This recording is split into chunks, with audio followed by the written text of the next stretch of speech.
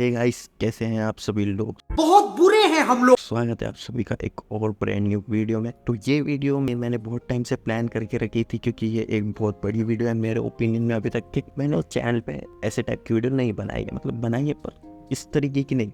तो मैं क्या बात कर रहा हूँ, इस वीडियो में मैं जितनी भी इस साल एनीमे मैंने देखी है, मैं वो उन सब की लिस्ट बनाया और मैंने छोटा सा थोड़ा सा ओपिनियन भी दिया हूँ अपना, ताकि अगर तुमने कोई सी भी नहीं देखी होगी तो तुम समझ जाओ कि वो किस टाइप की है। एंड अगर तुम्हें मेरे ओपिनियन से वो एनीमे इंटरेस्टिंग लगती है तो तुम चेकआउट कर सकते हो, जो कि मोस्ट प्रोबेबली नहीं होगा। मेरे ओपिनियन से तुम्हें ज़्यादा चीज़ समझ में आएगी नहीं, क्योंकि मेरे ओपिनियन ही ऐसे होते हैं। वेल, जो लिस्ट मैंने जब बना के देखी तो मैंने एक चीज़ नोटिस करी कि मैंने बहुत सारी एनीमे देखी है। मैंने इतनी एनीमे कैसे देखी, क्या मालूम। वेल, होप करता हूँ कि आप लोग ये वीडियो एंजॉय करोगे। अगर वीडियो पसंद आती तो वीडियो को लाइक करके चैनल को सब्सक्राइब कर देना। चलिए शुरू करते हैं। तो पहली एनीमे जो है वो है हेल्स पैराडाइज। हेल्स पैराडाइज जो है वो माप्पा की एनीमे है। माप्पा ने एनिमेट किया है इसको। वेल, अगर तुमको कॉन्सेप्ट के बारे में बताओ तो हमारा मेन कैरेक्टर जो है वो एक दूसरी जगह पे कैप्चर कर लिया गया है। अभी अपनी जान बचाने के लिए एक मौका दिया गया शोगन की तरफ से कि अगर वो एक एलिक्सर जो है इमॉर्टल एलिक्सर बुला कर देगा तो उसको उसकी वाइफ के पास जाने का मौका मिल जाएगा और उसकी लाइफ, मतलब उसकी ज़िंदगी बख्श दी जाएगी। तो जो एलिक्सर है उसको लाने के लिए उसको समुद्र के दूसरी तरफ जाकर एक आइलैंड पर लाना होगा, लेकिन वो आइलैंड जो है वो अननोन है। वो आइलैंड के बारे में किसी को कुछ मालूम नहीं है। जो भी उस आइलैंड पर जाता है वो सीधा रिटर्न नहीं आता है। तो हमारा मेन कैरेक्टर उस आइलैंड पे जाता है एलिक्सर ढूंढने के लिए और मिस्ट्री सॉल्व करने के लिए। और आइलैंड पर बहुत सारी अजीबोगरीब चीजें रहती है जो कि समझ में नहीं आती है। हमारे मेन कैरेक्टर के अलावा भी 3-4 कैरेक्टर है जो कि इस आइलैंड पर आए हैं और सबका एक ही मोटिव है, वो एलिक्सर को लेकर जाना। जब सब इस आइलैंड पर आते हैं तब उन्हें पता चलता है कि इनके अलावा और कोई पहले से इस आइलैंड पर है, और वो है इस आइलैंड के गॉड्स, जो कि तो कुछ अलग ही लेवल के है। देखना है तो तुम जाके एनीमे चेकआउट कर सकते हो। दूसरी एनीमे जो हमारी एनीमे लिस्ट में है वो है more than a married couple but not a lover. ये एक बहुत ही वियर्ड एनीमे। मैं तुमको इसका कॉन्सेप्ट बता देता हूँ। एक ऐसे हाई स्कूल स्टूडेंट्स को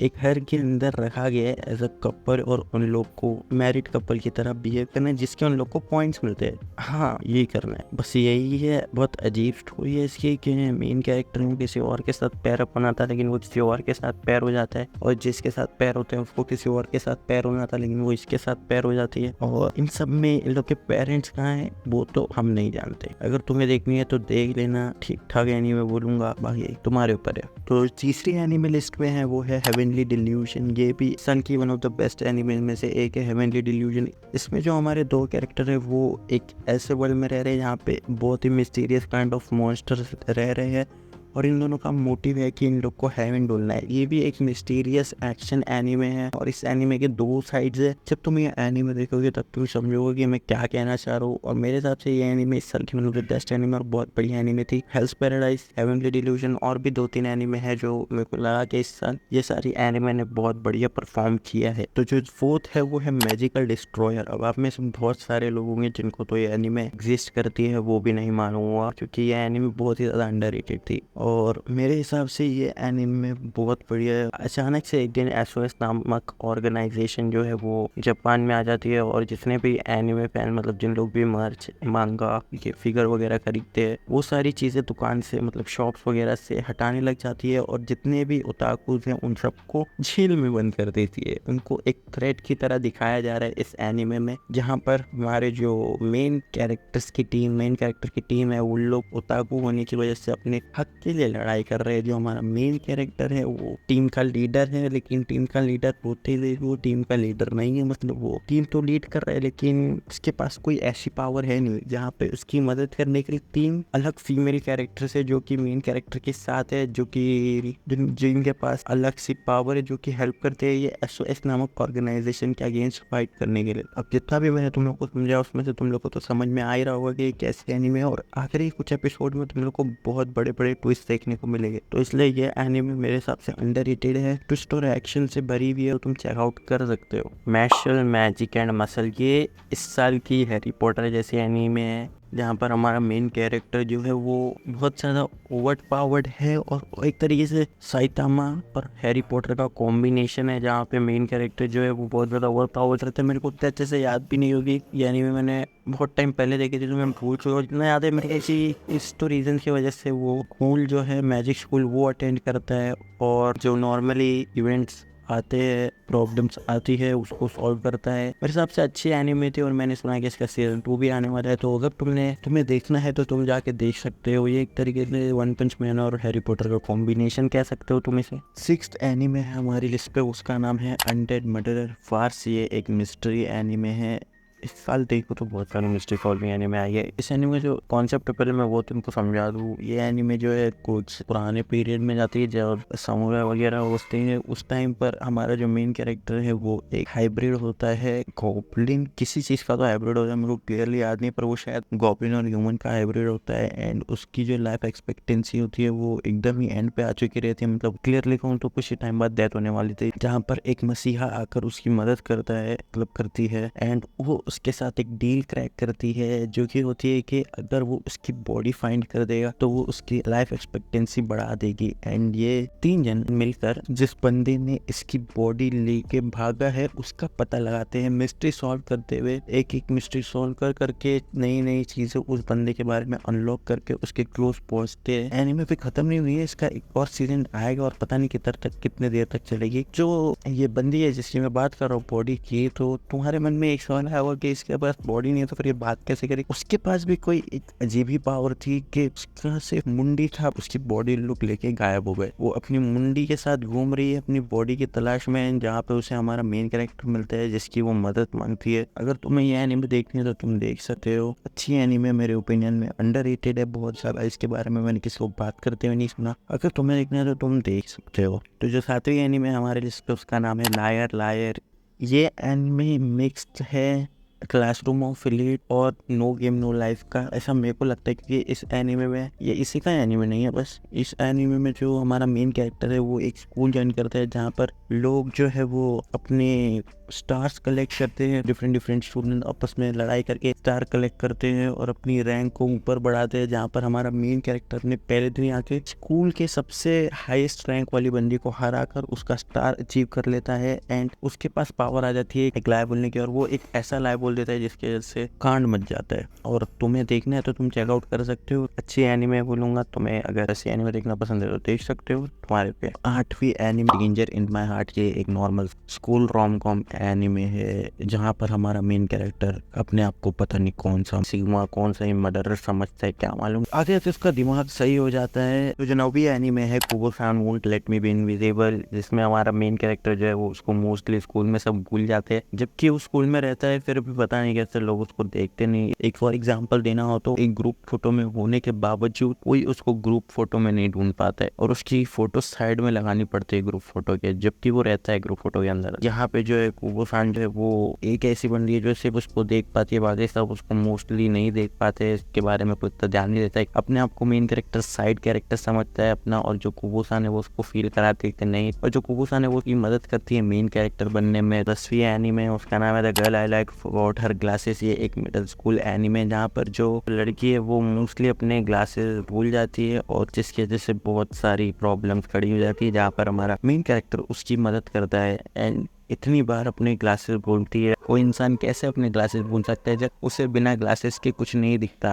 बाकी तुम्हें देखना है तो तुम देख सकते हो। 11वीं एनीमे है लिस्ट में, उसका नाम है द ग्रेट क्लेरिक। ये एक इसेकाई एनीमे, ज़्यादा कुछ खास नहीं है तो मेरे पास इसके लिए कुछ बोलने को है नहीं। ठीक है एनीमे है, तुम देख सकते हो अगर तुम लोग को देखना है तो। बाकी तो जो 12वीं एनीमे है हमारी लिस्ट में, उसका नाम है my one heat kill sister. ये भी एक इसेकाई एनीमे है जहाँ पर हमारा मेन कैरेक्टर टेलीपोर्ट करता है दूसरे वर्ल्ड में, लेकिन ज़्यादातर मोस्टली जो एनिमे में होता है कि मेन कैरेक्टर बहुत ज़्यादा ओवर पावर्ड हो जाता है, लेकिन इसमें वो सीन होता नहीं है। बेचारे की लेवल एकदम ही लो हो जाती है। टेलीपोर्ट करने के बाद ही बेचारे की हालत ऐसी हो जाती है कि वो मरने वाला होता है। पता नहीं कैसे उसकी बहन भी टेलीपोर्ट कर जाती है जिसके पास ओवर पावर होती है, जो उसकी मदद करती है और मोस्टली सारे काम वही करती है, लेकिन क्रेडिट हमारे मेन कैरेक्टर को मिल जाता है। तो तुम्हें अगर ये एनीमे देखनी है तुम देख सकते हो। ठीक है एनीमे खास बोलूंगा नहीं। 13th एनीमे है हमारी लिस्ट में, उसका नाम है माय टाइनी सेंपाई। ये एक rom com office based rom com anime है, ठीक ठाक anime. 14th anime Rakuto kun's bad girl, जो भी नाम है, मैं होप कर रहा हूँ सही प्रोनाउंस कर रहा हूँ। ये एनिमे में मेन कैरेक्टर है वो अपनी हाई स्कूल लाइफ या कॉलेज लाइफ कुछ तो करता है, दोनों में से एक। वो चाहता था कि उसकी कॉलेज लाइफ या हाई स्कूल लाइफ जो भी थी वो बहुत अच्छी है। वो चाहता था कि वो हर चीज़ में पार्टिसिपेट करे, लेकिन अनफॉर्चुनेटली वो एक ऐसी स्कूल जाता है जहाँ पर सारे एकदम आड़े तड़े लोग भरे पड़े, सब बुली करते हैं बेचारे को, एंड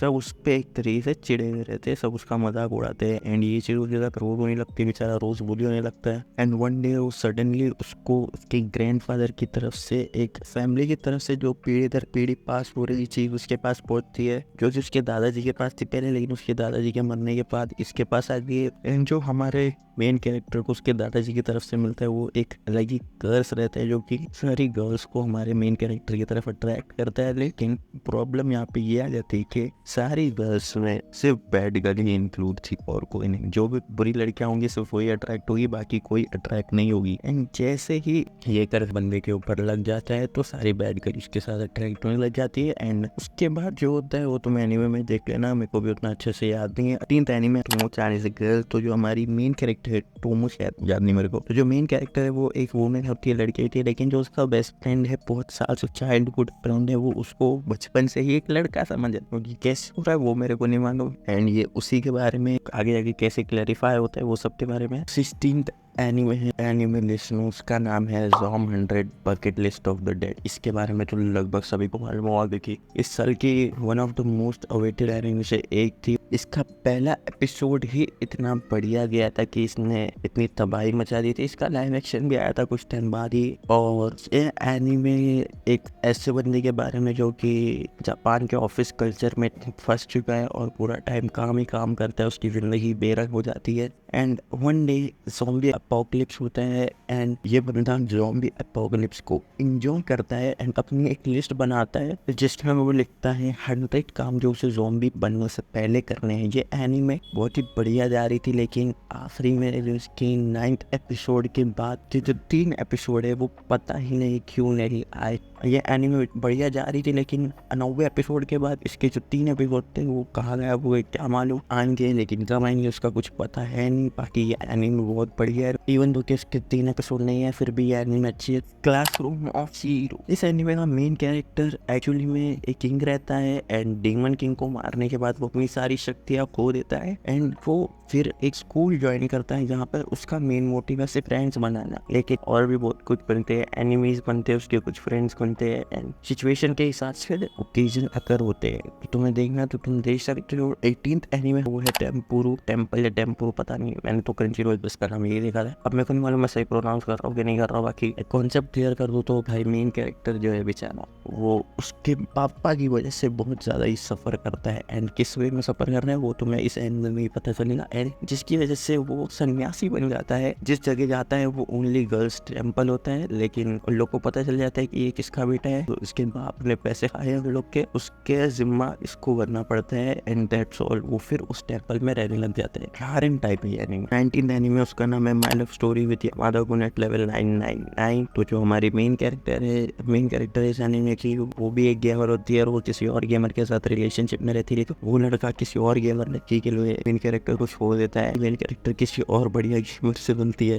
एंड बस इतना समझ लो तुम, बाकी का मन किया तो देख लेना। 20वीं एनीमे हमारी लिस्ट में उसका नाम है why Raeliana ended up at duke's mansion. ये भी एक इसेकाई एनीमे जहाँ पर मेन कैरेक्टर जो है वो इसेकाई मतलब टेलीपोर्ट हो जाती है दूसरे वर्ल्ड में, लेकिन बेचारी की नसीब इतनी खराब होती है कि वो जिस वर्ल्ड में टेलीपोर्ट होती है उधर की वो साइड कैरेक्टर होती है एंड वो फिर से मरने वाली होती है क्योंकि इसेकाई इस वर्ल्ड में जाने के लिए मरना पड़ता है इसीलिए। तो अब साइड कैरेक्टर बनी है एंड उसको ये स्टोरी पूरी मालूम है कि वो कैसे मरेगी। ड्यूक भाई साहब की मदद लेके अपनी जान बचा लेती है बट उसे कुछ कीमत चुकानी पड़ती है and that's how she ended up in duke's mansion. एक normal slice of life rom com anime है, अच्छी है माइंड फ्रेश करने के लिए। 21वीं एनीमे है उसका नाम है स्किप एंड लोफर। ये भी एक high school slice of life rom com anime है, उतना अच्छे से मेरे को याद नहीं। तो उसमें जो मेन कैरेक्टर है वो गाँव से टाउन में आती है पढ़ाई के सिलसिले में and normal slice of life high school life है, वही देखना है तो तुम देख सकते हो। ये भी चिल टाइप एनीमे है। तो जो 22nd anime Kamikatsu working for a god in a godless world, title से तुम तो लगभग समझ ही होगी ये भी एक अनदर इसेकाई एनिमे है। मेन कैरेक्टर जो है वो दूसरे वर्ल्ड में टेलीपोर्ट हो जाता है, ऑफ कोर्स इसेकाइड हो जाता है, एंड जिस वर्ल्ड में वो जाता है वो एथियस्ट लोग का वर्ल्ड होता है, जहाँ पर गॉड को नहीं मानते लोग। उस वर्ल्ड का कुछ तो सिस्टम होता है जिसकी वजह से कुछ एज के बाद लोगों को एग्जीक्यूट कर दिया जाता है। मेन कैरेक्टर है जो वो वर्ल्ड में जाके जिनसे बॉन्डिंग बनाता है, उन लोग का भी एग्जीक्यूशन का टाइम आ जाता है, वो उन्हें बचाने जाता है, सबके सब पिट जाते हैं। हक दिया।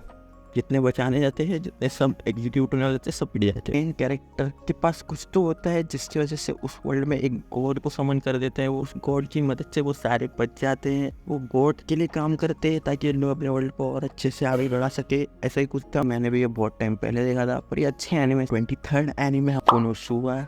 इस एनिमे जो मेन कैरेक्टर है वो गर्ल है, मतलब इससे पहले भी मैंने 2-3 एनिमे बताए जिसमें मेन कैरेक्टर गर्ल है, लेकिन सबके सब ही गर्ल है, तुम्हें मेल कैरेक्टर तुम्हें दिखेगा नहीं, मोस्टली तो नहीं दिखेगा। तो मेन कैरेक्टर है इस एनिमे की, उसको एक एल्फ बचाती है, जिसके बाद से उसका मोटिव है वो उस एल्फ का जो मैजिक उसने देखी थी जिस दिन वो एल्फ उसे बचाती है, वो मैजिक सीखना बन जाता है उसका मोटिव। स्कूल ज्वाइन करती है, वो मैजिक लर्न करती है, एंड उसका मोटिव फिर बन जाता है उस वुमेन को ढूंढना, वो एल्फ वुमेन को जिसने इसकी जान बचाई थी, एंड वो उसी जर्नी पर निकल जाती है। जहाँ तक मेरे को याद है तो ऐसा ही कुछ हुआ था। अब साइड क्वेस्ट वगैरह जैसी चीज भी होती है तो फिर उसका मेरे को उतना अच्छे से याद नहीं है। तो ठीक है, एनीमे खास नहीं लगी मेरे को इतना, बाकी कुछ लोगों को अच्छी लगी है, सबके अपने अपने ओपिनियन होते हैं, तो उस पर मैं कुछ कह नहीं सकता।